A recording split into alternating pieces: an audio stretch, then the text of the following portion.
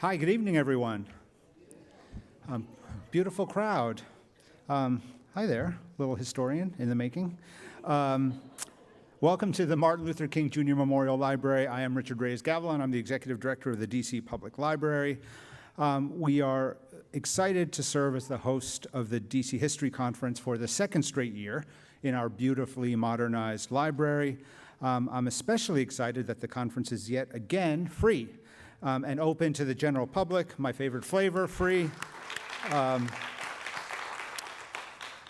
And it's of course, DC history is just, there's so many people who are passionate about it, who are not necessarily involved with any of the great repositories in town. So it's great that we can just add this to our list of wonderful free programs.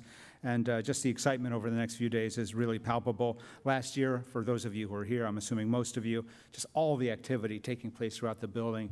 It feels great to have a building of this size, 400,000 square feet, activated with people who are here with a common goal to learn about the city's history. The DC History Conference is celebrating its 49th year, and I'm proud that DC Public Library has been a partner for 40 of those years, which is great. Before bringing on Ms. Lucy Murray to introduce our distinguished guest lecturer, I'd like to thank our partners and plug a few library events that are on the short horizon. First, to our events, and probably most salient to this group, I invite you all to join me and join the library on March 30th for the grand opening of a new exhibition. It's called We Who Believe in Freedom, Black Feminist DC. This is the first physical exhibition of the National Women's History Museum, and this is a partnership that we've been cultivating for, like over 3 years now. Congresswoman Norton has confirmed she will be here. She's actually profiled in the exhibition, and as well as our Ward 2 council member, Brooke Pinto, will be here to celebrate the event. And that exhibition is being constructed right now on the west side of the building on the first floor. It's all behind black curtains, but you can peek in and you can see all the great stuff coming up. So please do come to that. The next, and I'm having a hard time connecting this to DC history, but it's April, and in partnership with the Folger Shakespeare Library, we are celebrating the 400th anniversary of Shakespeare's First Folio with a month-long celebration of Shakespeare all across the city. Searching for Shakespeare is the name of this celebration. It includes an exhibition at neighborhood libraries, as well as here at MLK. It's also going to be very cool that one of the Folger's First Folios will be here for the duration of the month. There will also be a world premiere play, a citywide scavenger hunt, Shakespeare's birthday lecture, programs, workshops, and more. Shakespeare's birthday is April 23rd, if I'm not mistaken, and so we'll all gather to celebrate. So now on to some acknowledgments. These are some truly wonderful organizations and some of the best people in DC that I have the pleasure of working with. First of all, the DC History Center and Executive Director Laura Brower-Haygood. Laura is right there.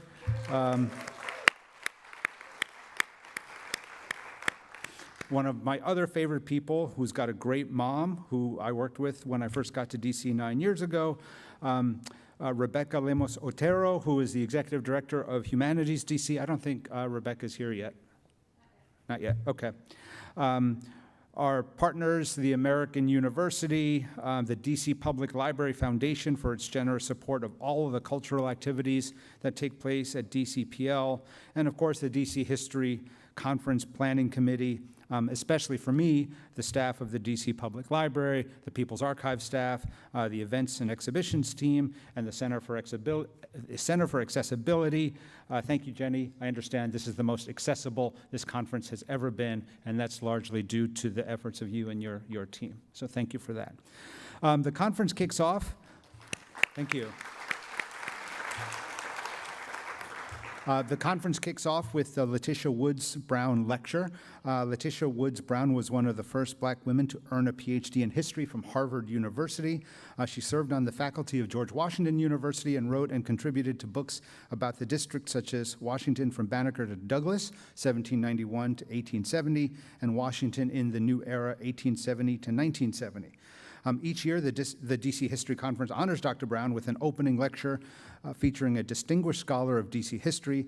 To introduce tonight's guest lecturer, I am honored to welcome to the podium Letitia Woods Brown's daughter, Miss Lucy Murray.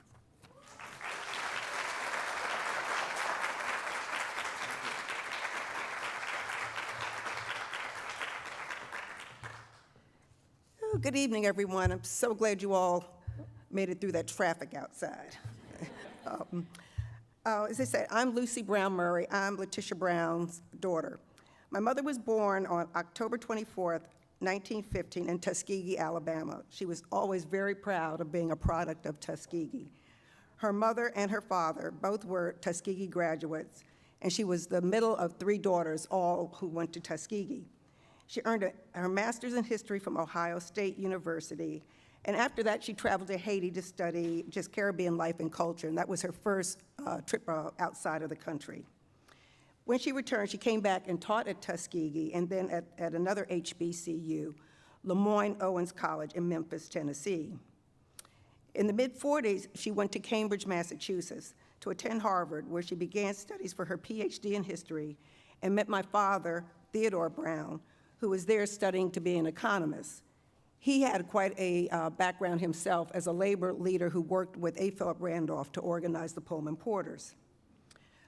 We moved to, apparently when I was a child, first we lived in Harlem, and then we moved to Westchester County, and it became kind of involved in politics in Westchester, and helped to elect, I think, the first black member of the Board of Supervisors for Westchester. The man's name was Harold Woods. I actually still remember him.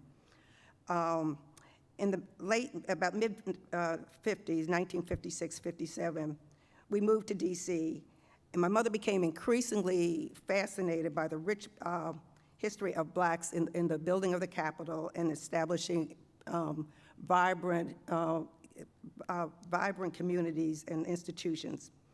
The result of that was she began to form an idea for her dissertation and later her book, Free Negroes in the District of Columbia, 1790 to 1846. She did painstaking, tedious primary research, toiling through birth and death records, tax and real estate records, manumission papers, bills of sales to establish that the early capital city was built by free blacks and slaves. And as the slaves and the free blacks built the city, they also began to build cultural and vibrant economic institutions and develop strong communities. In 1968, she went on to earn a Fulbright and studied at the Australian National University and then at Monash University. And on her way back to the US, she took about 2 months, I think, because she did like to travel, and came back to the US through Asia and Africa. I really want to thank Dr. Nunley, because in her book, I, as her daughter, of course, thought her work was groundbreaking, and she never really received the recognition I thought she deserved. But Dr. Nunley, in her book, has acknowledged that, and I really want to read a couple of sentences about it. She said, "This recent research and in this study is indebted to the groundbreaking work of Constance McLaughlin Green and Letitia Woods Brown. In Secret City, A History of Race Relations in the Nation's Capital, Green offers one of the most comprehensive studies on race relations in Washington to take seriously the ways that African Americans responded to the dynamics of racism. Not long after Green published Secret City, Brown wrote New Ground with Free Negroes in the District of Columbia, 1790 to 1846, a study that examines the early history of the lives of African Americans and their efforts to build the economic and cultural institutions of Black Washington. This critical body of work offers an invaluable compendium with which to explore the ways that race as well as gender shaped the lives of African American women in the Capitol.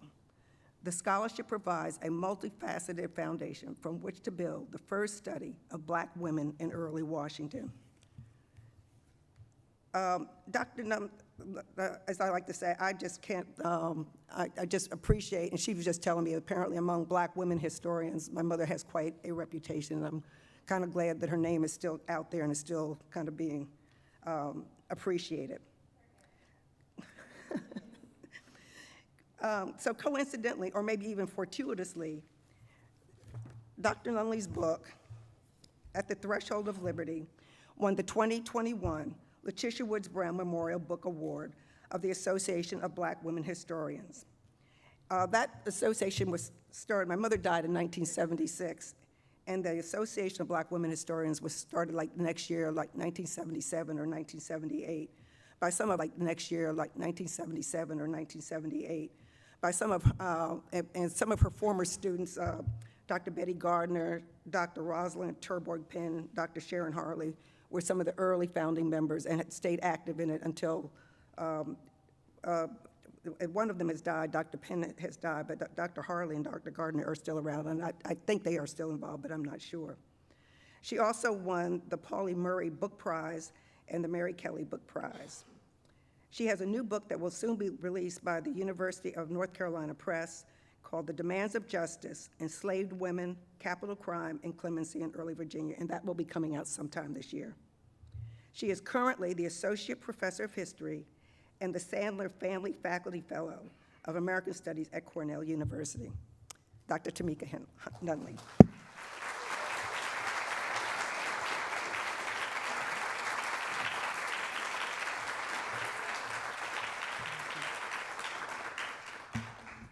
Thank you all so, oh my gosh, I didn't even turn around and see all of you in the audience.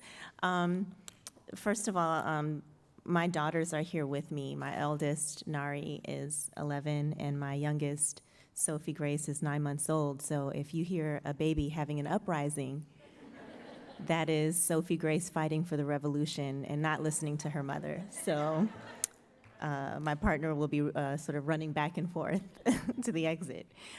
First of all, I just want to thank the organizers of this conference for keeping on the tradition of DC history and for putting on such a wonderful conference. I am a beneficiary of all the wonderful work that has been produced around DC history. And then I just want to thank Lucy. It was just, we just met today, and and then I talked her ear off the whole time she's been here.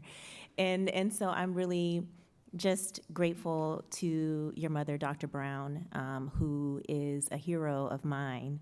And when I was doing research as a graduate student in DC, there were times where I would just go back to the book Free Negroes, and I would just kind of just hold on to the book. I'd look through the footnotes, I'd look through the research, and just sort of be reminded that this work is important. This work is loved on because it's built on some really high quality, beautiful scholarship, that has been done by your mom. And so, your mom is definitely a celebrity among Black women historians, and I would have loved to have worked under her. I can't even imagine what that would have been like. That would have been a dream. And so just thank you to you and your family for keeping her legacy alive and continuing to participate in this work of preserving DC history and continuing to build it and grow it. And so thank you all so much for being here, especially because the weather's so nice. I mean, you all get extra points. I've seen what it looks like out there, and I'm in upstate New York, and so I don't take that lightly at all. So just thank you. Also, my best friend from high school is here. She's over there, and so that's exciting to me. When you get middle age and you see your best friend from high school come to your event, that's a big deal. So thank you, Christina. Okay, so I'll go ahead and begin. I'm reading some excerpts from my book that I hope will be, I hope these women and girls in this book inspire you as much as they have inspired me. And I think that these women and girls have been instrumental in helping DC and helping this nation live up to its highest ideals. That's the whole crux of the book, and I hope that you enjoy the stories. Some of these images are in the book, but some of them actually aren't, and so I'm always excited to be able to share them. And so if you see some drawings and things like that, those are things that weren't going to show up clear enough in my book, and so I like sharing them, and we can talk about them in the Q&A. So let us begin. On August 16, 1821, Thomas Tingey, Commandant of the Navy Yard, placed a notice in the Daily National Intelligencer of a slave's escape from Washington, D.C. Earlier that week, Suri, an enslaved woman he owned, walked out of the kitchen in his residence and beyond the wharf into the streets of the district and did not return. By the time the advertisement appeared, Suri had become Suki Dean, a fugitive within the nation's capital and a free black woman available for hire. Tingey explained in the notice that Suri had changed her name to Suki Dean and that she most likely continued to seek employment as a domestic with a local family. But she soon learned that Tingey had discovered her whereabouts. And yet Suri was henceforth Suki, the person she had envisioned, fashioned, and named prior to her escape that summer of 1821.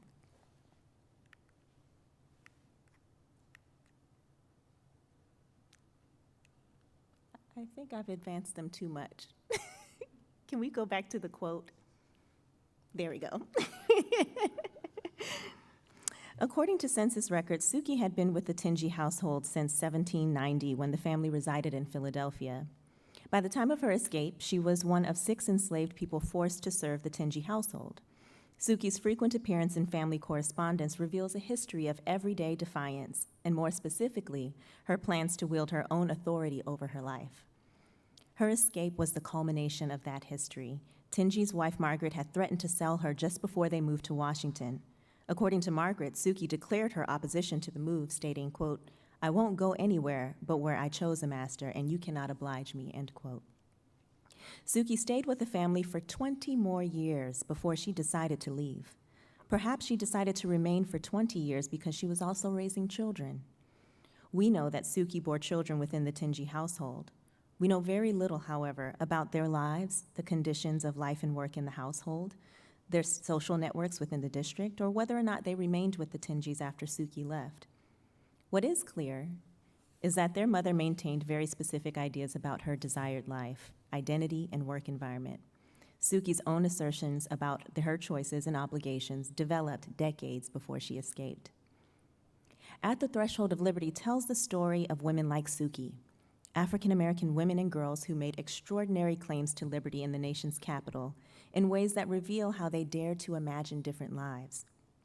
From the founding of the Capitol to the American Civil War, a history emerges of black women and girls, enslaved and free, who developed their own ideas about liberty and accordingly traditions of self-definition that help us understand how they survived and lived in a slaveholding republic. They were driven by the ideals of their time and expressed their desires to govern their own lives without the oversight, force, and violence administered by others. The experiences that unfold show that black women adapted and shifted their lives and the lives of others in the face of unpredictability. Over the course of the first half of the 19th century, black women disentangled themselves from bondage using their understanding of the legal, geographic, and social scaffolds that made slavery possible. Thus, struggles for liberty appeared in various forms and under different conditions in the lives of black women in Washington, D.C. Women and girls who were legally free navigated social norms organized by black codes and local custom, while enslaved women and girls were expected to observe slave codes and respond to the demands of slaveholders. The claims they made, the women they became, the actions they took, and the lives they created made possible the Black Washington that became an incubator of equality and citizenship. Slavery shaped the social dynamics of early Washington in important ways. First, the placement of the Capitol on the Potomac ensured that the culture of Chesapeake slavery formed the legal and social frameworks of the city. Carved out of the oldest slaveholding states in the country, Washington adopted the laws and customs of Maryland and Virginia at its inception. As the population expanded and the capital became more developed with businesses, residences, industries, and the work of government, the district transitioned from village to southern city. Early investment in enslaved women's labor served the purposes of increasing investment in the city and developing social relations in the nation's capital. The symbolic meanings tied to the capital linked the early republic to ideals of liberty and egalitarianism, but an emerging class structure demonstrated that the aspirations of the privileged relied on the subjugation of others. African-American women in early Washington understood that the stratification of society often relegated them to the bottom and that their labor subsequently buoyed the aims of a burgeoning genteel class. Margaret Bayard Smith, wife of the founder of the National Intelligencer, Samuel Smith, mingled among the upper crust of Washington society. She was a prominent figure in her own right and authored a number of publications featured in journals that boasted a national readership. Historians rely on the stories and letters that she penned about life in the new capital, but the fact that she relied on a number of enslaved people and servants to run her household is less obvious in Washington histories. In a letter to a friend, she related that, quote, "I have had a fine little girl of 5 years old bound to me by Dr. Willis. While I work, she plays with Julia and keeps her quiet. She is gay, good-tempered, and well-behaved. Julia is extremely fond of her, and she of Julia, and I hope to have some comfort in her," end quote. Enslaved girls learned at an early age how to navigate the expectations of upper-class white families. The demands on Black girls, white entitlement to deference, and the expectations of positive dispositions indicate ways that slavery shaped their understandings of labor and power. For the 5-year-old girl, her gay and good-tempered behavior was not always a matter of choice, but a negotiation she learned early on in her socialization. Washington society took shape on the foundations of the racial and gendered power dynamics of slavery as leading women purchased, hired, and sold enslaved women and girls. In Washington, enslaved women's experiences and relationships exposed them to information about various avenues for resistance. Wherever they went, they navigated the city with an accumulated knowledge of the homes, churches, businesses, and people that populated Washington.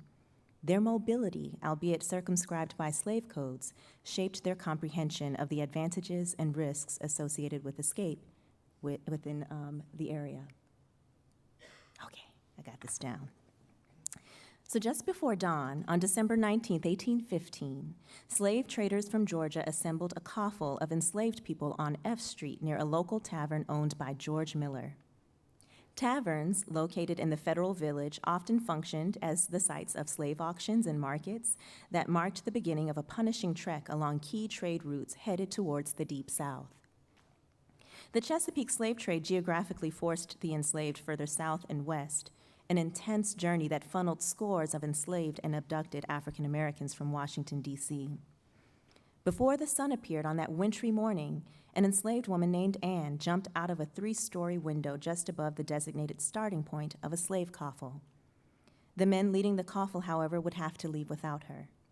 Anne was in no condition to walk with both arms broken and a shattered spine. Quote, "I didn't want to go and I jumped out of the window, but I am sorry now that I did it," she reportedly confessed. Anne not only lamented the fact that she suffered life-altering injuries, but she remained separated from her husband and children, who were sold to the Carolinas. At the risk of her life, and in a moment just before the traders prepared to chain her to the other enslaved people in the coffle, she saw only one way out. Anne used what limited power Black women possessed at a time when their fate was often determined by a powerful law and the white men and women who employed it. This form of physical intervention changed the course of their lives in a split second, and in other instances following years of contemplating an existence beyond chains. Their actions show that the relationships torn apart by the domestic trade constituted a vital source of identity and belonging amidst the day-to-day drudgery of bondage. These bonds gave life in a place where death and separation loomed as an ever-present possibility. At a time when the nation embarked on a revolutionary political project, enslaved women in Washington envisioned lives that were not defined by the laws of slavery. Many Black women during the early history of the Capitol, however, remained enslaved even as white Americans expressed discomfort and embarrassment when they witnessed coffles of enslaved people walking past or acts of violence inflicted upon them. Anne's daughters were forced into the very coffle that awaited her, into the hands of the quote-unquote Georgia man, or the slave trader known among the enslaved as the notorious agent of their sale, separation, and subjection to violence.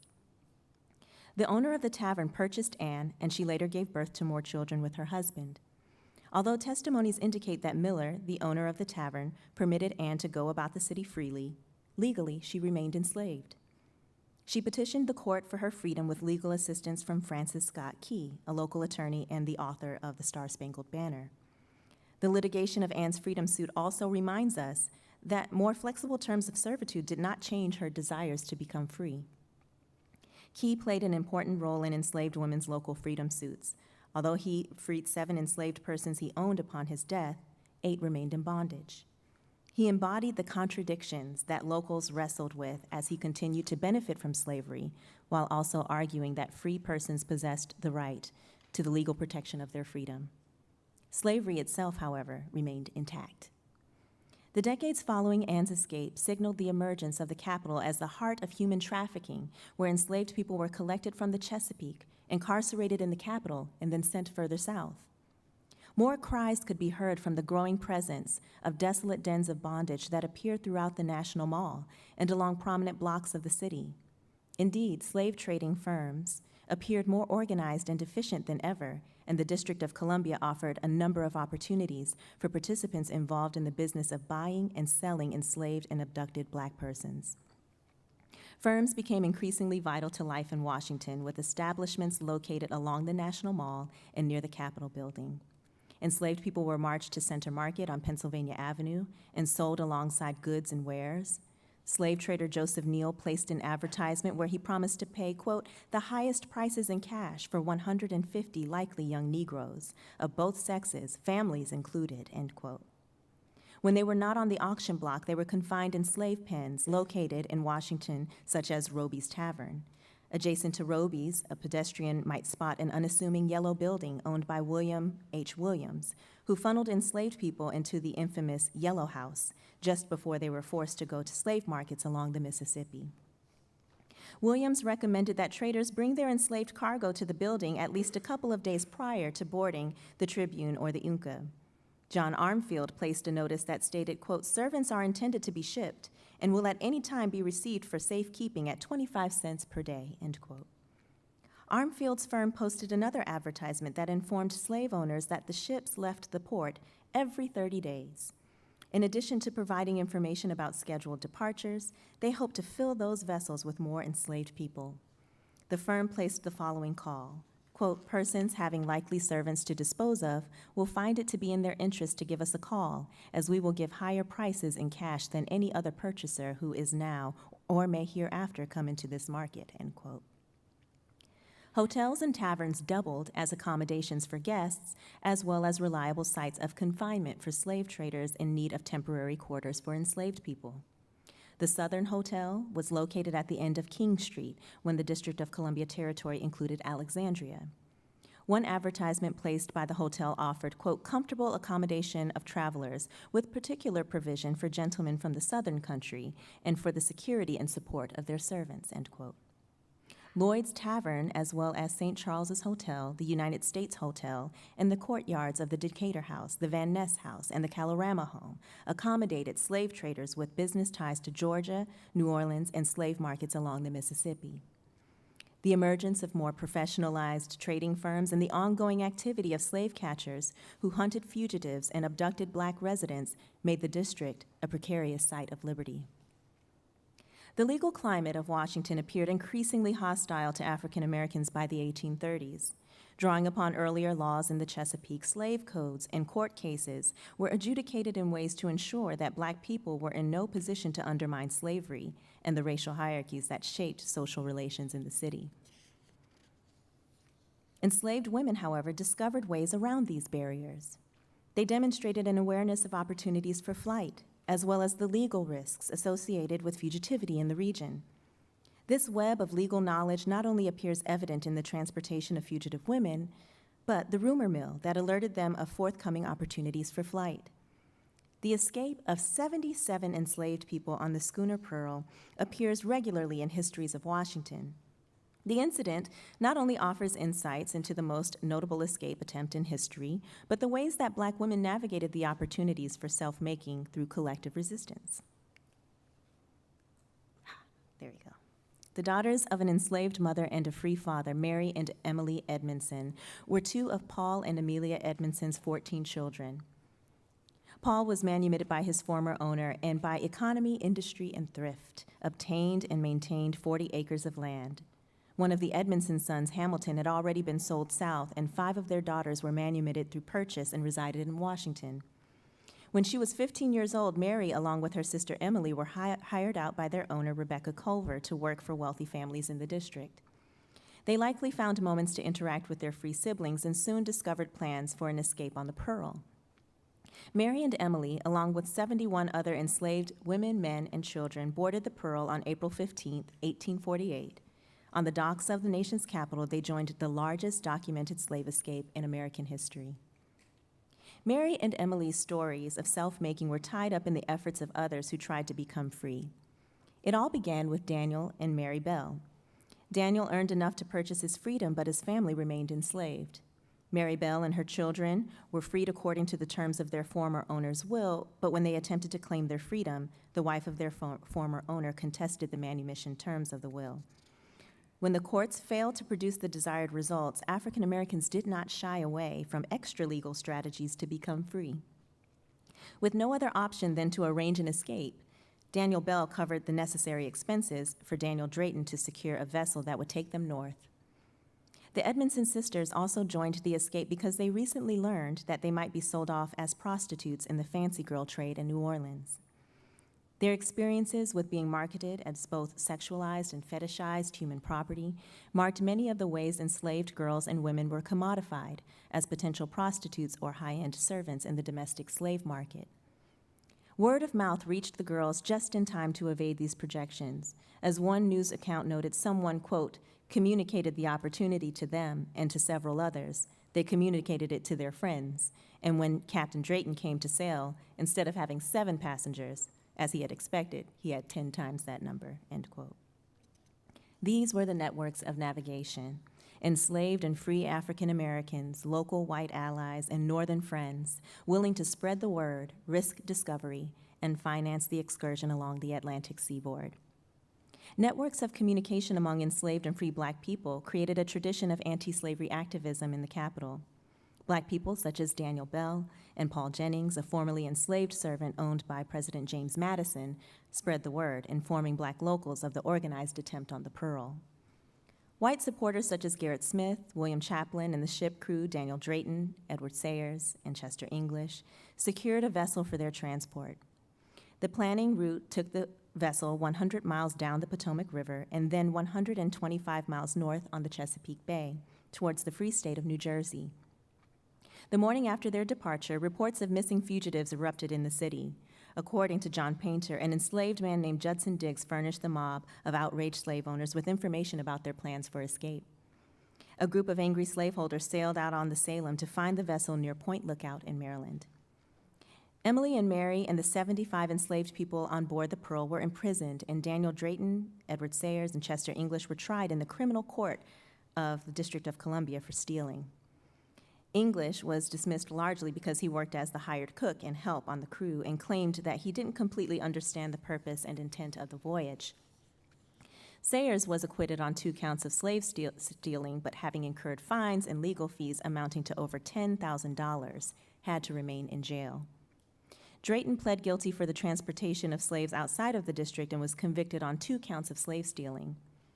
Drayton and Sayles were imprisoned due to the hefty fines and legal fees they incurred while on trial, but were later granted a pardon from President Fillmore at the endorsement of the Massachusetts Senator Charles Sumner. Slave traders confined the Edmondson siblings at a slave pen in Alexandria in preparation for the voyage to the slave markets in New Orleans. Traders sold their brother Samuel Edmondson in New Orleans, but the remaining siblings returned to Baltimore as a result of a yellow fever outbreak. Philanthropic efforts led to the purchase of Richard Edmondson, who reunited with his wife and children in Baltimore. The slave trading firm undoubtedly regarded the sisters, Mary and Emily, as too lucrative an opportunity to pass on. They held the potential to generate a handsome profit if they sold in the fancy girl trade in New Orleans. If the fancy girl trade did not attract buyers, they certainly retained their value as potential servants in some of the wealthier homes of Louisiana. In the meantime, the 2 sisters were forced to labor as washerwomen and kept in the local prison during the hours in which they were not employed at work. Persistence from their father eventually led to an arrangement with a firm that allowed Paul Edmondson to purchase his daughters at the impressive sum of $2,250. On November 4, 1848, the Edmondson sisters traveled to New York, and with the assistance of the Beecher family, they attended the Young Ladies Preparatory School at Oberlin College. At Oberlin, they began the process of self-making as legally free young women. Education offered both social and economic mobility in preparation for possible careers in teaching. The Edmondson sisters traveled throughout the North to attend abolitionist rallies and protest the Fugitive Slave Act of 1850. Anti-slavery activism became an important aspect of their new worlds as free women. But for one of them, the advent of a new season quickly came to an end. In 1853, after having survived the dramatic developments of the Pearl, Mary died of tuberculosis at the age of 20. Her death led Emily to return to Washington, where she worked with a school for African American girls and married her husband, Larkin Johnson. They lived in Anacostia, where they became founders of the Hillsdale community and retained close ties to Frederick Douglass. These are the drawings of little black girls from the 1850s. From the founding of the Capitol, black and white Washingtonians began the work of building a robust set of religious, civic, and educational institutions. The vibrant African American institutions they created made Washington an attractive place for black migration from other southern states. This was of tremendous importance to black women. Free black women and girls faced limited access to economic and social mobility, but an education opened up possibilities for a vocation in teaching and participation in social reform. In Washington, schools were spaces in which black girls explored their own ideas, opinions, and values, not only about themselves, but the worlds in which they lived. In their learning, they were steeped in the literature of science and theology, classics, reform, and the heated political debates of the 1850s. In Myrtilla Minor School for Colored Girls, one student, Marietta Hill, was particularly engrossed in the political affairs of the Union. In 1854, Congress passed the Kansas-Nebraska Act, which allowed those who settled in the territory to decide whether or not to permit slavery there. Girls like Marietta Hill remained attuned to the latest political debates about slavery, understanding that the fate of the institution shaped the contours of their own experiences in Washington. Hill shared that, quote, "Sometimes a dark cloud seems to overshadow me, and since the Nebraska bill has passed, the cloud appears thicker and darker. And I say, will slavery forever exist?" End quote. Slavery seemed to meet no end as Congress went back and forth with one compromise after the next. As long as slavery existed and African Americans lacked equal rights to citizenship, their lives remained circumscribed by severe legal and social parameters. But her resolve remained steadfast, and she declared, quote, "It shall cease. It shall and must be abolished. I think there will be bloodshed before all can be free. And the question is, are we willing to give up our lives for freedom? Will we die for our people? We may say yes," end quote. Marietta's assessment of the political climate was eerily prophetic. Bloodshed, not just in Kansas, but on Harper's Ferry and eventually Fort Sumter, would usher the Union into war. In the meantime, Minor provided an intellectual environment that made space for the girls to share their thoughts and frustrations, as well as their candid opinions about the national state of affairs. Emily Edmondson joined the Minor School as a teacher and likely mentored many of these young girls. They offered critiques that ranged from political events to everyday insults they experienced in Washington. Minor hoped to provide the kind of education that positioned the girls to articulate claims to equality in the Capitol. Making education accessible to black girls stirred social and political anxieties among white locals concerned about the future of the country.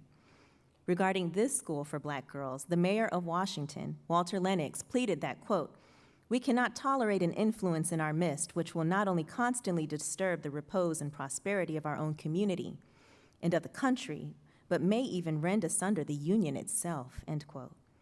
He appealed to the local government to wield their influence to undermine the work of Minor School. Lennox implored that, quote, "Such a protest it is the duty of our corporate authorities to make. Its beneficent effect may be to persuade the supporters of the scheme to abandon its further prosecution." He claimed further that Minor and her students left white residents no choice, warning that, quote, "The responsibility will be with those who by their own wanton acts of aggression make resistance a necessity and submission an impossibility," end quote. Thus, the mayor of Washington validated the violent responses of white mobs that the girls confronted on a daily basis. Minor's school inspired violent retaliatory responses that involved racist and sexist epithets aimed at the girls. One white pedestrian balked at a group of the students and referred to them as impudent hussies and demanded that the landlady turn them out of the school or be mobbed. The man projected a sexualized and wayward representation of them in the broader public to justify their removal. Students' responses to local harassment do not appear in the existing record, but perhaps their thoughts remained in the purview of their private lives. Indeed, historian Darlene Clark Hind explained the ways that 19th century Black women embraced a culture of dissemblance, where they protected their inner lives and reactions to sexualized insults. These girls most likely deployed a number of strategies for survival, many exhibited by African American women within their respective communities. Sources allow us to see that students took seriously the work of learning and regarded such efforts as an indictment of the society that deprived them of the basic privileges afforded their white counterparts. When lectured by the white wife of a clergyman on the importance of being educated, quote, according to one's own status, one student, Lizzie, responded, quote, I would rather be learned than be contented and be ignorant. I will be learned. I must be learned. I would not ask this as colored people should not enjoy every right as white people, end quote. Lizzie's commitment to education coalesced with her aims for citizenship. This inextricable connection between learning, enlightenment, and rights underlines the pedagogical project of the Minor School. Minor hoped to provide the kind of education that positioned the girls to articulate claims to equality in the Capitol. In a context where few girls exercised the privilege of attending private school and most Black girls were expected to serve at the pleasure of white families, the educational achievements of Black girls challenged the racial and gendered hierarchies of the district. Once they graduated, they made tremendous sacrifices to form their own classrooms. In 1857, Anne Washington, a graduate of Minor School, opened a school nearby. Sources described Washington as a woman of refinement with an excellent aptitude for teaching. She gained notoriety for the way she operated her school, quote, with a system and superior judgment, giving universal satisfaction, the number of her pupils being only limited by the size of her room, end quote. The room, located in her mother's home, speaks to the resourcefulness of Black women teachers who did not have access to the philanthropic connections that Minor had. Washington's mother was a washerwoman who made limited income in a labor economy that relegated Black women to the bottom of the wage-earning spectrum. Sources offer that her mother, quote, a widow woman is a laundress and by her own labor has given her children good advantages, though she had no such advantages herself, end quote. The growth of the free African American population meant that Black women and girls increasingly contended with the limitations of liberty in the nation's capital. Indeed, they navigated social and economic challenges in different ways. Minor's girls were afforded opportunities to attend school, while some girls and women earned a living in the local entrepreneurial, sex, and leisure economies.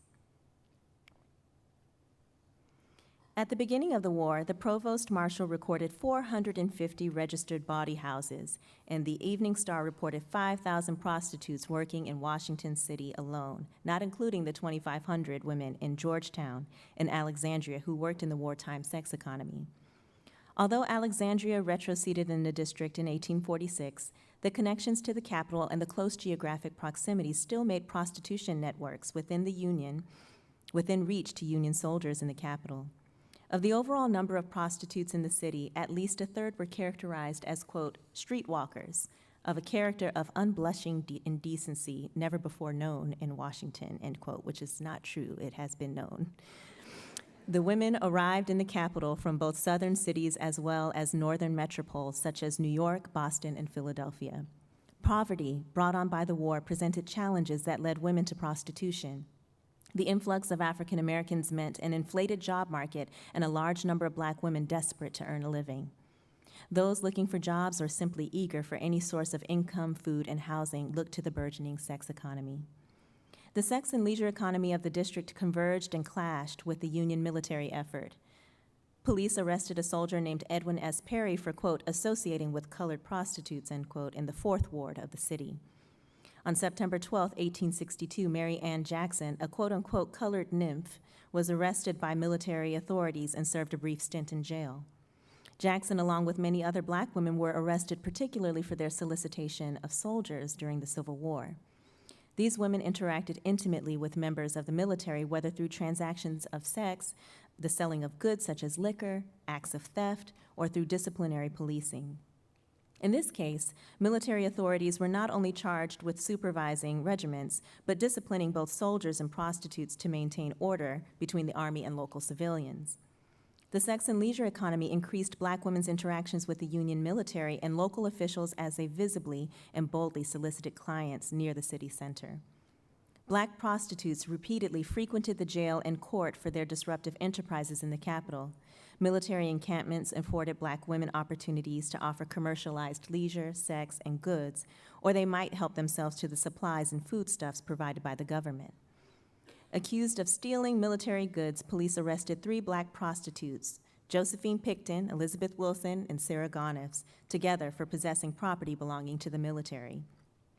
Similarly, police arrested Annie Grant for robbing a drunken soldier of 50 cents. Black women prostitutes seized various opportunities for financial and material gain, capitalizing on the resources of the military and enlisted soldiers. These modes of improvisation meant that some women might resort to theft to avoid sexual encounters, or in instances where clients refused to pay. From police arrests to organized raids, Black women emerged as participants in local crime and vice. A register kept by officials featured 12 quote-unquote colored body houses with addresses that were difficult to decipher because of their location among hidden alley communities.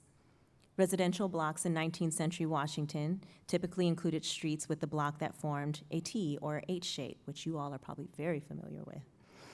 More noticeable structures face outward towards the street, but behind the houses and buildings, inhabitants, particularly those associated with the quote-unquote lower classes, lived and congregated in the smaller configurations of the alleys.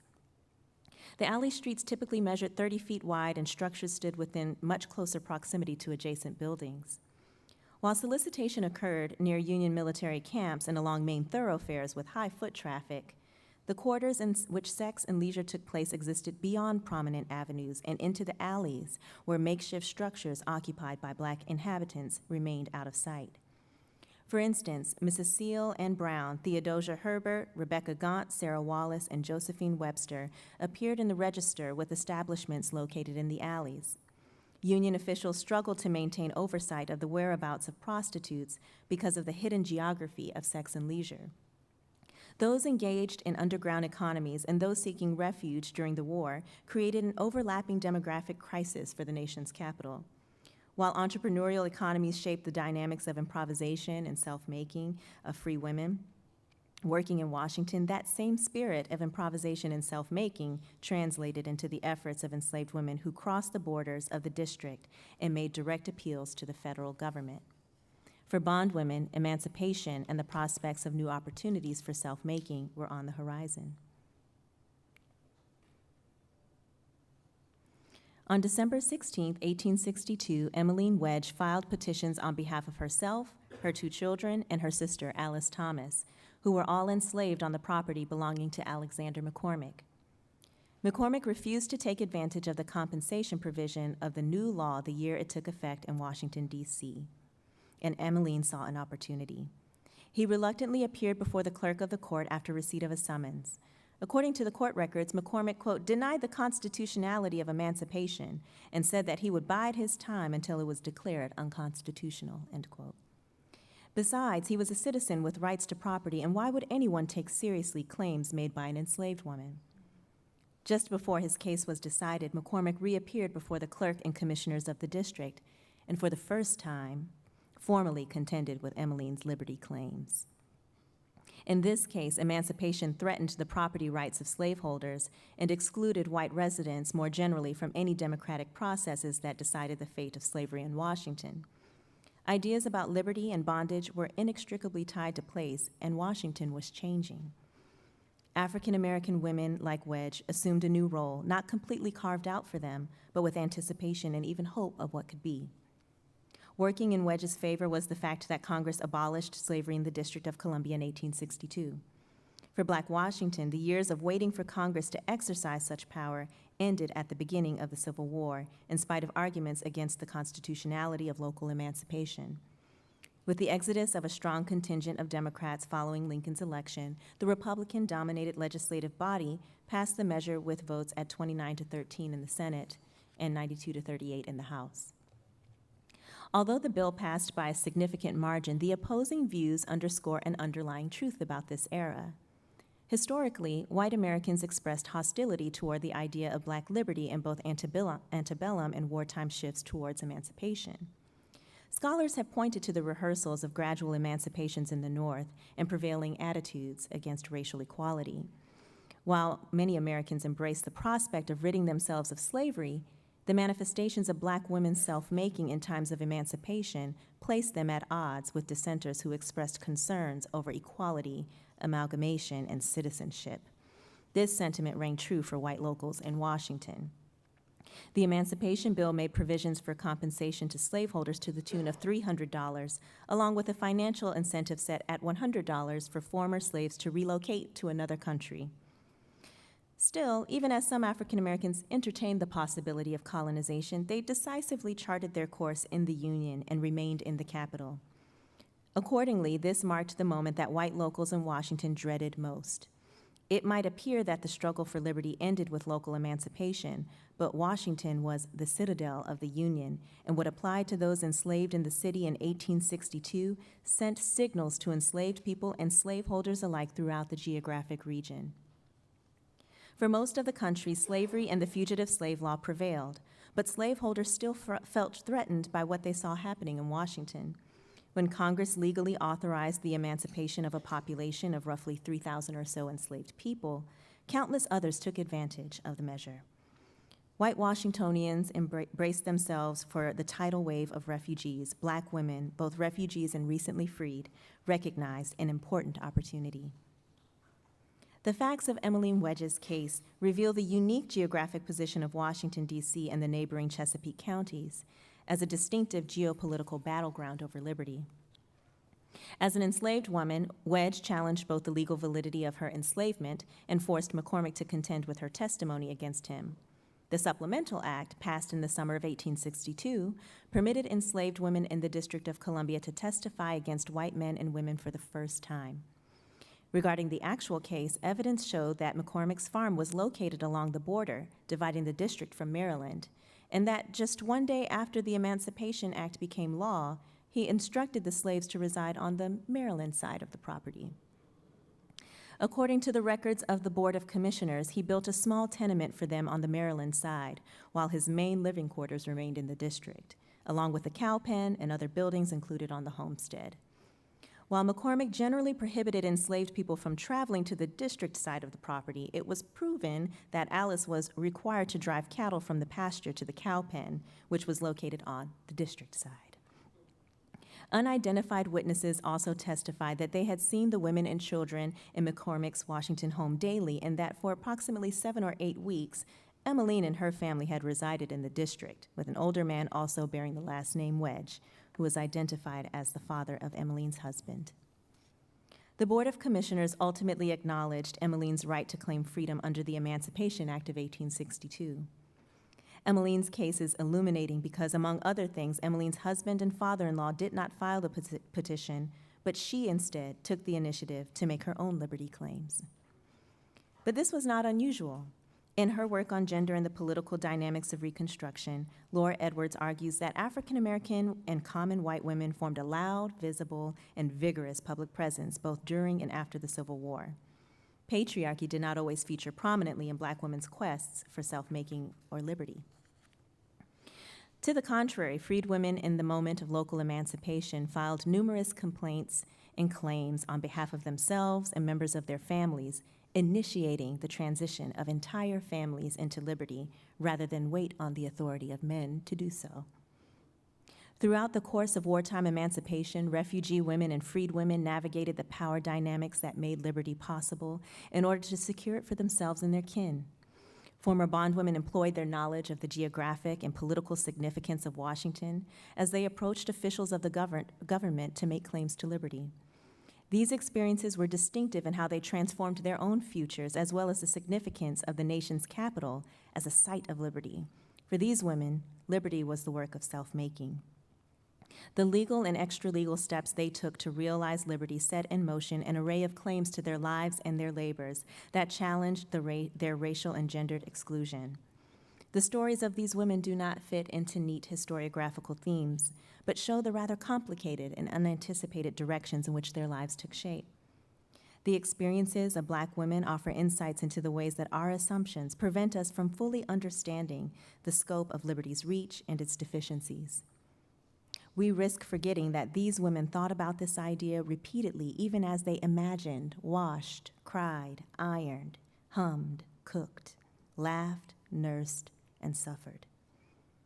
For centuries, a liberation struggle spanning generations and reaching back before the country's founding shaped the Black American experience. The contagious yearning for liberty that shaped the hopes of millions did not simply appear because a government or society allowed it to. Furthermore, the tensions created by those deprived of it play an equally important role to manifestations of liberty in the nation. This history of Black women tells a story about the obstacles that come with the ways that slavery, race, and gender posed barriers to liberty and the manner in which Black women and girls in Washington responded. Liberty remained an ongoing work in progress. Thank you.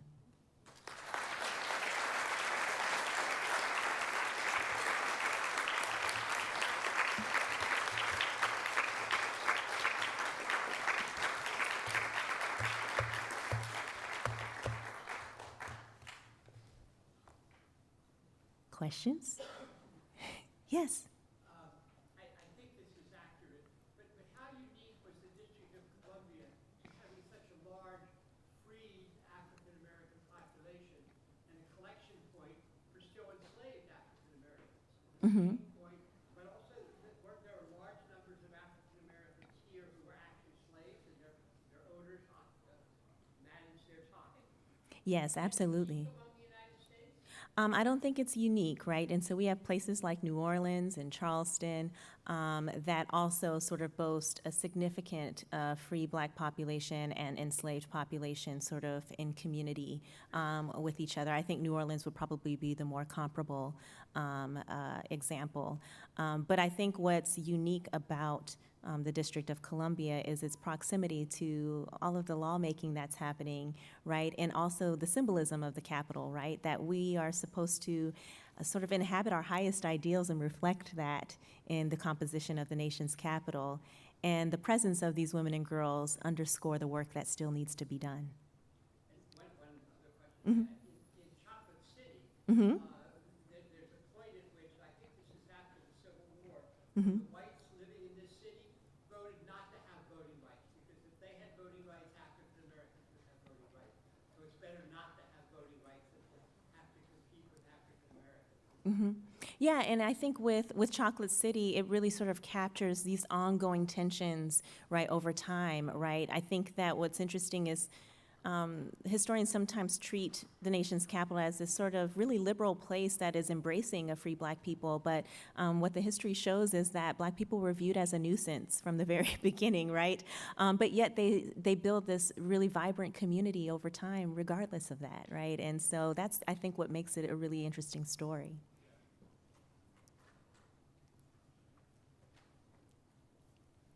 Hi, this is a fantastic talk. Thank you so much, and I definitely look forward to getting your book. I myself have actually done some studies about sex work in the city during the Civil War, so I was particularly interested in what you said about the bawdy houses and the prostitutes. So I'm assuming that these were free Black women. Do you know if any of them actually owned their establishments? And also I was wondering if in your research you came across Jenny Millord, who ran a house in Hooker's Division. In Hooker's Division? Yeah, so there are actually quite a few Black women who own their own establishments. Now, for those of you who are familiar with prostitution in D.C., it's not quite Mary Hall's, parlor style, bawdy house to the senators and the congressmen, right? But there are sort of class gradations of bawdy houses. And really how I arrived at prostitution is because it's so obviously there and important. And so I think there's a way to write African American history as, right, sort of this arc of achievement, this arc of, right, like, triumph. But the question that I arrived at when I started writing the introduction was, okay, if you become legally free, then what? What is your, like, do you become a respectable church lady? Like, do you become a teacher, right? And the fact of the matter is the majority of Black women do not become respectable church ladies, right? And it's, and it doesn't mean they don't go to church, but it means that sometimes they're selling liquor and sometimes they are in the streets. because life is complicated, right? And the economy is not structured in such a way that broadens the economic prospects for Black women and girls. And so there's a lot of improvisation that happens. And so what ends up happening for particularly young girls is that prostitution ends up being a temporary measure and not sort of a long-term solution. And so sometimes you just got to be on the street for a little bit before you sort of figure out what you really want to do, right, or what you really can do, right? And so it's something that really is supposed to be there, even though when you look at the book and you see Elizabeth Keckley in the front, right, you're like, oh, I know what this book's going to be about, and then you get hit with that prostitution chapter. You're like, for real, really? This is so, but it was really significant. And also leisure. Leisure economies, Black folks just wanted to hang out. They just wanted to play cards. They wanted to fly kites, and all those things were illegal for them. And so even thinking about how race criminalizes certain activities that are normal for us to think about was a particular kind of node in the economy that was important for them. Yeah. I have no clue. There are lights, and so.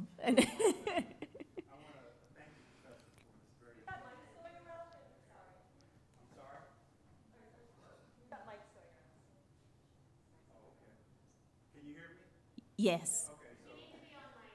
Oh, we have to be on mic for. Hi, thank you so much for your talk. I really enjoyed it. I'm looking forward to reading the book. My question is, in looking at some of the sites that you mentioned in the book, are some of these sites still around today? And can you just talk about some of those sites? Yeah, they are. I mean, a lot of the stuff that I talk about actually takes place right on the National Mall, right on Pennsylvania Avenue, right? I mean, I can't tell you where the sex took place because that's not my business, and they didn't want me to know that. But I can tell you where people got arrested and where people were located, and it was in prominent places, right? And I think place is an important question because I sort of approached this book. I started with the last chapter. I was looking at the Civil War, and I was wondering, where are the Black women? Like, are they hidden in the alleys? Like, what's going on? And when I looked at the police precinct records, some of which are at the DC History Center, I started mapping it out digitally. So I put a historic map on this digital site, and I started sort of mapping and locating where they were getting arrested based off of that sort of brief demographic data you get with police arrest records. And they were in the mix, right? And so a congressman,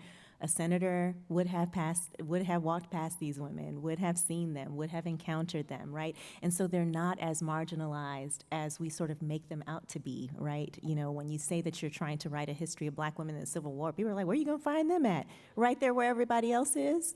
Right? And so that's why place is really a great sort of research tool, right? It's really, for those of you working on DC, sometimes if you just have basic data and you're like, what am I supposed to do with these police precinct records? They only tell me where they got arrested, what their name is, what their age is, what their alleged profession is, right, for the police, right? And then, and you begin to map that sort of simple data out and you realize actually there's a bigger picture happening here.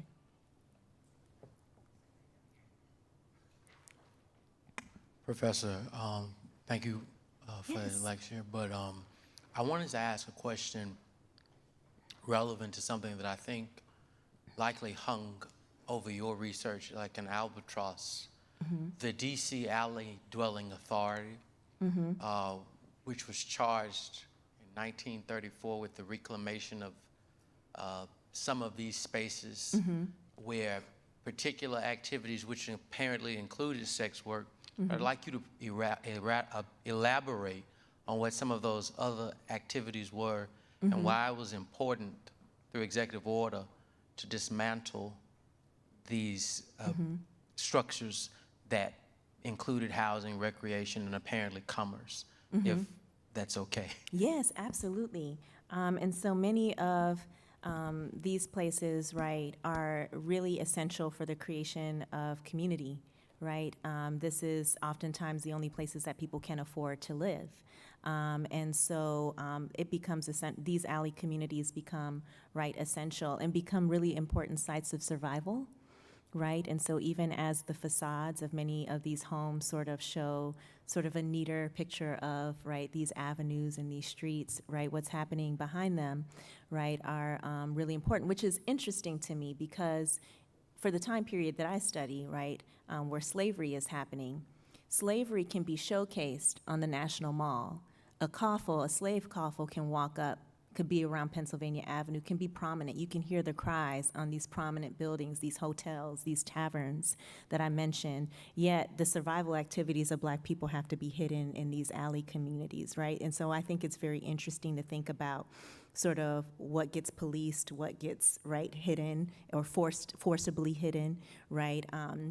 But these are sites that could be dangerous, you know, for folks, depending on the kinds of activities they were engaged in. For Black women engaged in sex work, it's not glamorous work, right? It is something that oftentimes they find to be a source of exploitation and danger and violence. But sometimes the alley communities are also sources of joy and kinship and community, right? It's where the washerwomen come together and gossip, you know, as they're doing loads of laundry. It's where, you know, one couple had gotten arrested for disorderly conduct because they were using their place in the alley to hold a church service and then hold some card games and sell liquor by the end of the day, right? So these are multi-use places and sites of economic mobility, right? And so these places, right, are so complicated by the constraints that they find themselves subjected under. Thank you, Professor, for that very illuminating presentation. And I want to focus on the theme of resistance that you talked about among Black women. In your research, did you come across instances in which that flame of resistance among single Black women changed or intensified once they were married to Black men? You know, that's a fascinating question. You know, I have a chapter in the book that's all about enslaved women who escape. And what's interesting is that historians have typically treated the topic of enslaved women escaping as like something that doesn't happen all the time because they need to stay back and watch the kids, right? And so oftentimes the husband will go and escape and maybe try to find a way to secure their freedom. That's not the DC story. The DC story is a lot of women who, if they have a partner, they're like, I'm coming too, right? And if they have a crying baby, which is wild to me, right? Like, it's wild to me, like, that they're like, we're gonna run anyway. And I'm like, wow, that's wild to me, right? Like, because you're trying to be discreet. And so what I actually see is, you know, a greater level of sort of collaboration and partnership among couples, you know, that are like super ride or die for each other, right? That they're really like, and you see it in these stories, right? With the Edmondsons, you see it with Daniel Bell, right? That if you're not free, then like I feel like I'm still chained, so we got to fix this, right? And so I think you see a lot of sort of kinship collaboration on a scale that the geographic proximity of DC lends itself to, right? And so it's not like, you know, if you were in Mississippi, like that's different. It's different running with a baby, you know, in a family from Mississippi to free soil than it is from DC, right?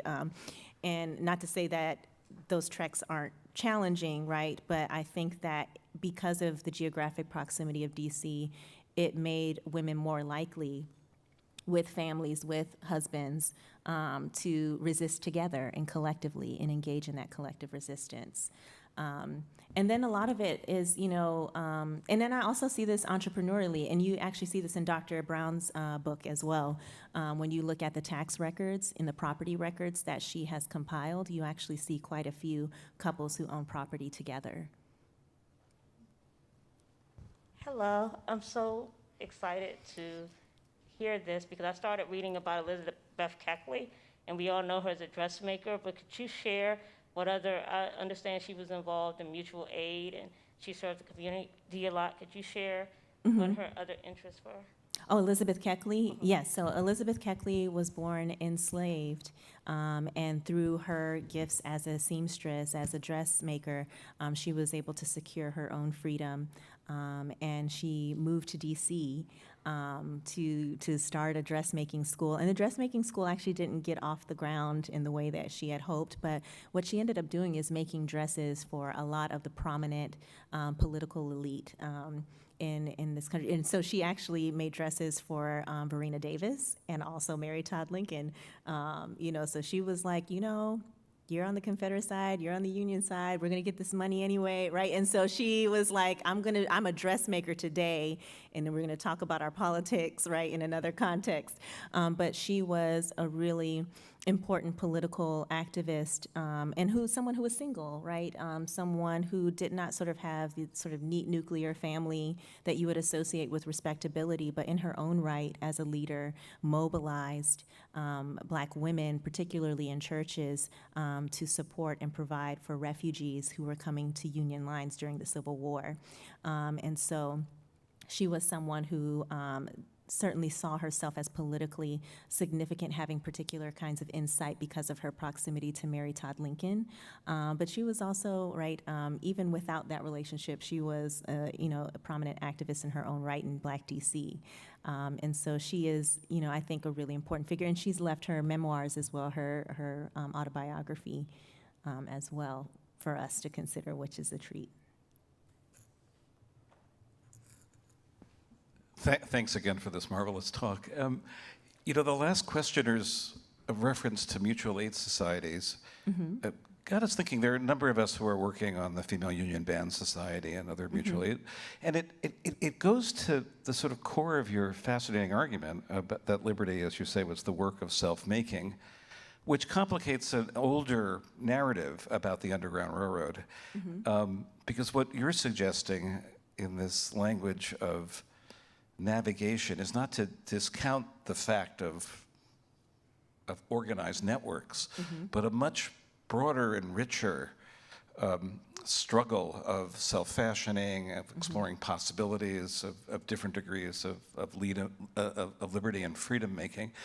And women's mutual aid societies do seem to be pretty important to that. So I wonder if you could just reflect a little bit, not to dismiss the language of the Underground Railroad, but to broaden the complexities of solidarity and the making of freedom, often outside of institutional or organized formal networks. I'm just interested in your thoughts on that. Yeah, absolutely. So I think, every institution that I talk about is made possible by the sacrifices of Black women.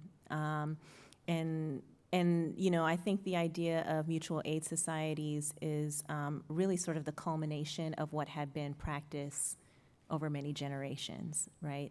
And so, and to give you an example of this, when I talk about an enslaved person who, this literally is in the book, there's an enslaved woman who sees a couple horses tied to a wagon, and she's like, we're about to go, right? And not only am I about to go with my family, but let's get everybody, let's get on here in this horse and buggy and go to freedom, right? And so it's also this sort of spontaneous mutual aid, right, that happens, right? In addition to sort of the formal organizing that you see with someone like Elizabeth Keckley.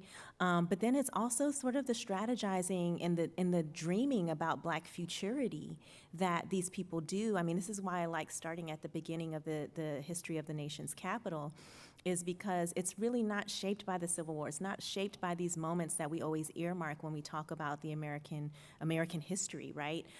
It really is about okay, here you have some people who don't have any Black schools, right, or any access to schools and are not even literate, who are coming together and saying, let's pull our resources together and let's create a school all for Black girls, right? Having not ever experienced that in the city, right? And so I also think that these visions, right, this envisioning, this imagining that they're doing to begin to manifest and materialize the very thing that doesn't exist, right? To the point that now when we talk about Black DC today, we know what we're talking about, right? We're talking about a very vibrant, robust chocolate city, right? But for those people, right, who were at the nation's capital's beginnings, those institutions weren't there. These were enslaved people. These were enslaved women like Alethea Tanner, right, who was an enslaved woman who was not literate, but was the Oprah of her time, right? And so these practices of mutual aid, right, that happen in these informal ways sort of germinate well before we get the insignia and the flags and the banners that begin to mark, certain benevolent societies. And so that's what I tried to capture, is not only sort of the self-imaginings, but how those imaginings then get tethered to community, kinship, right, and collective belonging, and also imagining Black futurity. Hi, Professor. Thank you so much for your talk. One question I had was about a comment you made about white entitlement to Black behavior and disposition and deference, which is a kind of invisibility and dehumanization. So I was wondering,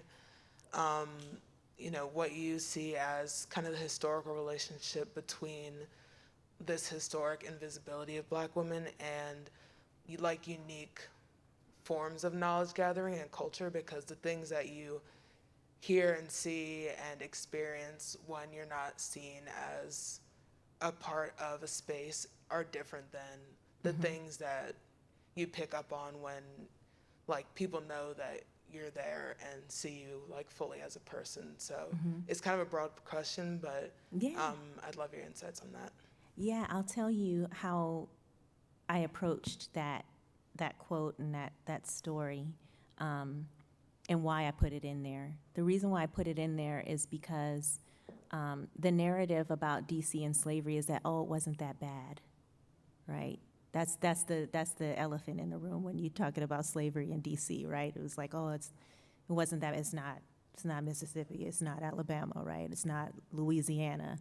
And what does that even mean? Why is that even relevant, right? And so I use that quote, right, because we want to romanticize our local heroes, right? And that desire to romanticize has been the impetus for really important work, right? And so that research is something that I've benefited from.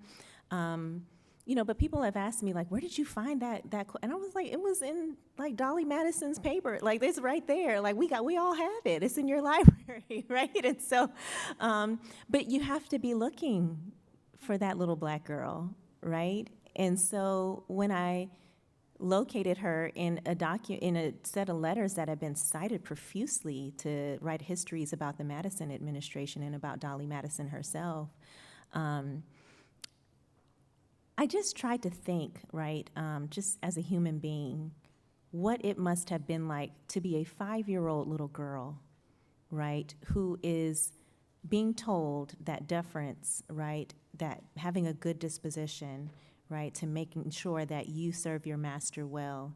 What went into that process of socialization, and how can we as readers step back and sort of denormalize, right, that vision of what servitude looked like, right? And I think for me, my lens also as a mother of young Black girls, right, really kind of made me step back and say, oh my Lord, her good, gay and good-tempered, right, disposition, what does that even mean? And to who told her she has to do that, right?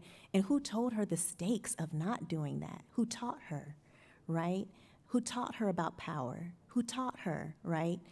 And that we have to sit with. It's not about, slavery wasn't that bad in DC. No, let's talk about this little girl and all the other little girls, right? Would you subject your little girl to that, right? And sort of think about sort of what's at work in crafting and creating a society, right, in a city that's seen as legitimate in the eyes of the world, and power has a lot to do with that. We have time for one last question, and it's going to be right up here. Oh, where? Right here. You mentioned Francis Scott Key. Uh-oh.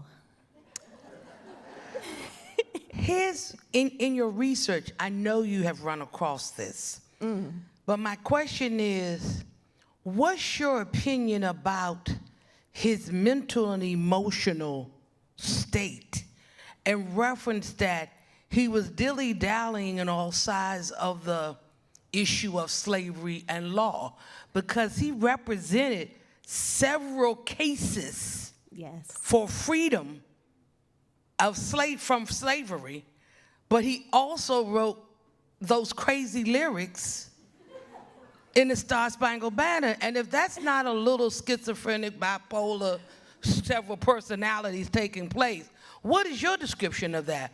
Because one of the cases he worked on was the Queen, Yes. the Queen family. Yes, the Queen family. Yes. Yes. I feel like I'm in trouble. Like I got to answer for him. Okay, so what is his, I'm glad that you brought him up because Francis Scott Key is Americans at this time, right? Like it's this tension, right? That there are these ideals that shape our political convictions, and yet we can't quite disconnect ourselves from the power, the mobility that comes with slave ownership, right?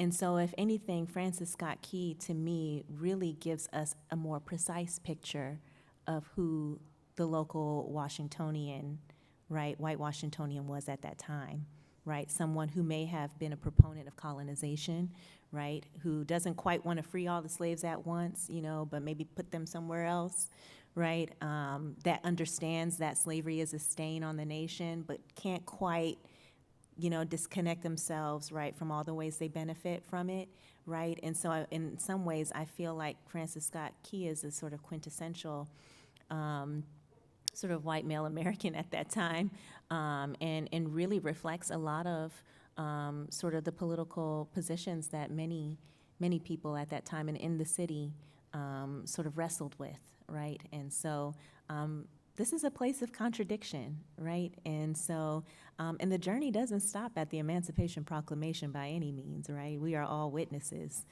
And so we continue to wrestle with these contradictions, and I think Francis Scott Key is someone who definitely did.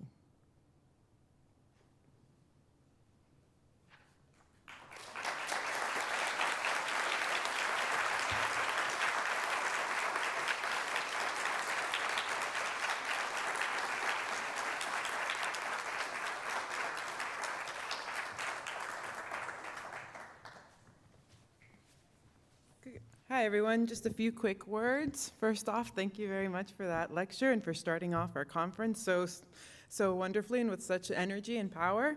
My name is Rebecca Lemos Otero. I am the Executive Director of Humanities DC. For those of you who don't know Humanities DC, we're the Humanities Council for our city.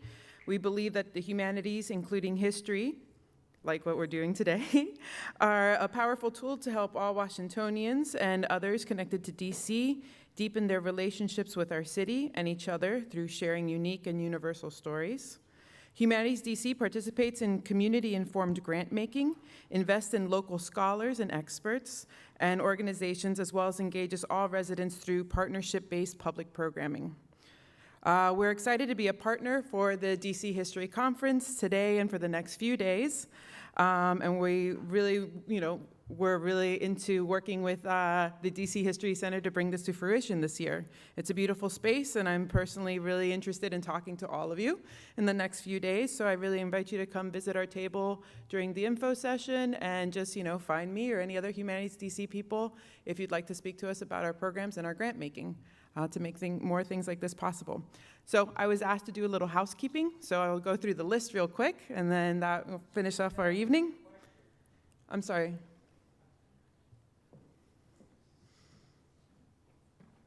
I want to say something.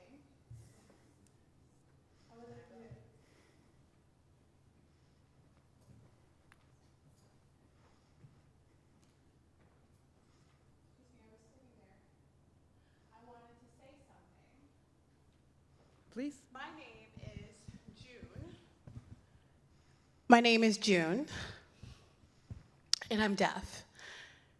And I moved from Connecticut 2 years ago. While we were looking at homes in DC, one area Rhode Island, Northeast, on Montana Street, the yellow pale buildings there. And then there was a Black community. A realtor said that DC never allowed, they were never allowed to gentrify that area, that community, in that area, that particular street. And I was shocked. It was amazing. You know, my heart was so full. I was amazed. And it said they lived, you know, there was like 4 or 5 generations of families there. And that was so amazing. It meant that they have, you know, history in DC. You know, and, you know, they had the women researching those homes, that history. That I'm wondering if the woman in the red did the research. You know, that must be interesting to know about those locals, those neighborhoods. And I was driving through, just looking, and I saw, you know, 4 Black people just sitting and playing cards outside, and, you know, there was a girl, you know, grilling, and, you know, and there was just a lot of social interaction, and I was just watching it, and I was amazed, just wow. It was really interesting. So, do you know about that area, that place? I know where you're talking about. I'm not sure this realtor who he was talking about.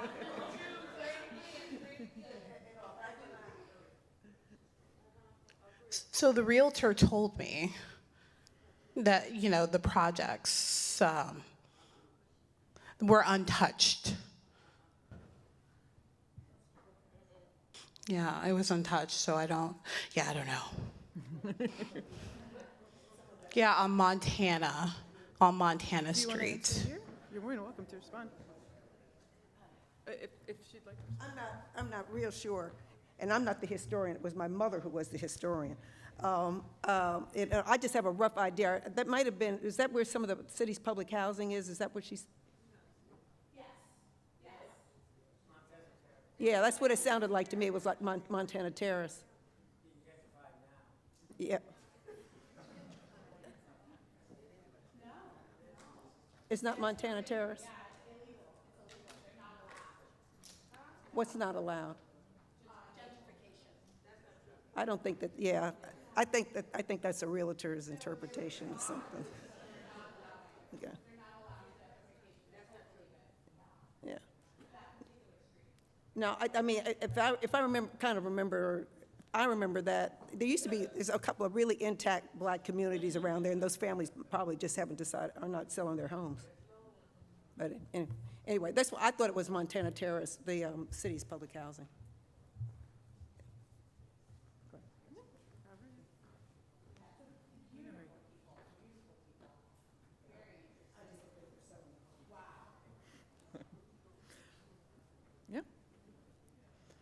Okay, thank you for the rest of that conversation. So some housekeeping. First, the professor will be speaking with attendees and signing books on the 5th floor, where you can purchase a book from DC History Center store. That's number 1. Number 2, we hope you'll join us back at the library tomorrow morning. Doors open at 9:30 a.m. If you have already registered, you'll be able to you'll be able to check in and print out your badge. If you haven't registered, don't worry about it. Walk-ins are welcome, tell your friends. Maybe, I don't know how many of your friends you can tell, but tell your friends. A free coffee hour sponsored by Georgetown University Press will be available from 9:30 to 10:30. Take advantage of that. Print programs will be available Friday and Saturday, and you can also download the conference app. And finally, the first session will be beginning at 10:15 a.m. So see all y'all bright and early. Thank you very much.